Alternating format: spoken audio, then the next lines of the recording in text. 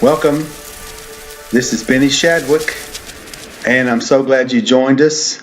I hope if this is your first time, that you enjoy the message, and I really appreciate the fact that you took the time to listen. Today, I want to talk about a subject that until just recent years hasn't really been talked about so much, and that's Romans chapters 10 and 11. And what's interesting, I think very interesting, is Paul is basically revealing the mystery of the gospel. And if you look in Romans, and you can do that later, or actually you might even pause and read Romans 9, 10, and 11, and pray before you even hear the rest of this video. But one thing Paul does is he quotes Deuteronomy, and I want to read that verse that he's quoting from. It's Deuteronomy 32:21, and it says, "They, which is the Jews, the Jewish people, Israel, they have provoked me being God, of course, to jealousy by what is not God.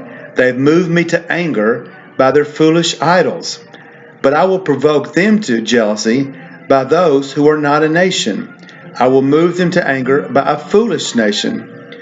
So, in order to understand what this verse is actually saying, first of all, we have to understand it involves Israel, the Jewish people. It involves God, of course. And then it involves a nation who we aren't really told who they are. A foolish nation. And actually, it's not a nation at all as far as a specific country. It's actually all the people from the nations who have accepted Jesus as the Lord, and they follow him. So basically, what Paul is telling us, because it's an argument that's going on with the Romans, with the Roman church, with the Roman believers, that they believe that the Jewish people have somehow fallen away from God and now can no longer be saved. But Paul makes the argument that all of Israel will be saved.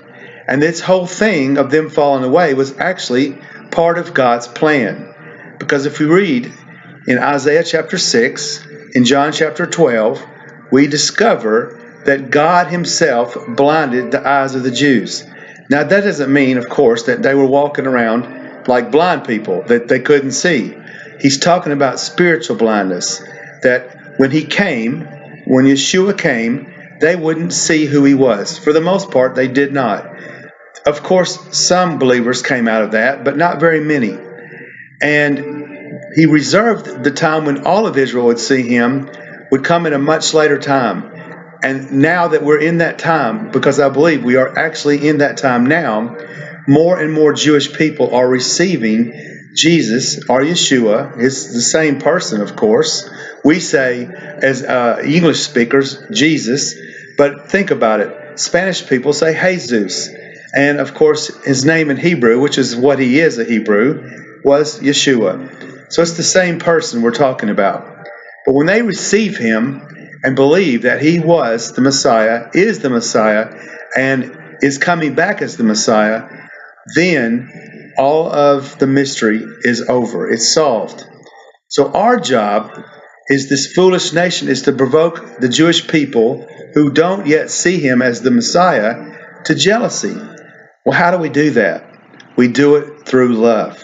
We go to the Jewish people and we show them the love that is from God. And how do we do that? How can we show the Jewish people love from God? Because God is inside of us if we're believers. So we take this message of salvation to the Jewish people and they receive it. The amazing thing is, as they do receive it more and more, they're actually proving the text of the Bible. Because many scriptures tell us that the Jews would reject the message, which God wasn't fooled. He knew they would. But in the last days, that they would be provoked to jealousy by the people who didn't ever even know God. And their falling away, the Bible talks about, the Jewish people not receiving him opened the door for people like me and you, if you're a Gentile, so that you could receive the Messiah. But the Messiah is for us all. Jesus Christ, Yeshua HaMashiach, is for every one of us to receive. And now we see that the days are closing The time is coming near because more and more Jewish people are coming to this fullness and belief that he is the Messiah. So I pray that this hopefully would help you to understand part of the mystery. If you would like to really get into depth of this, I would ask that you would go to our website, www.ruthschoice.com, and go there, and you can actually read a book with much research called Blinded by His Light.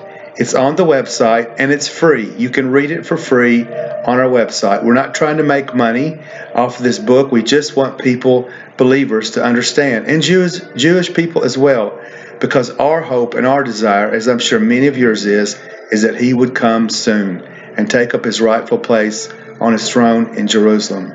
So God bless you. Have a wonderful night, and hope you will join me again soon. God bless.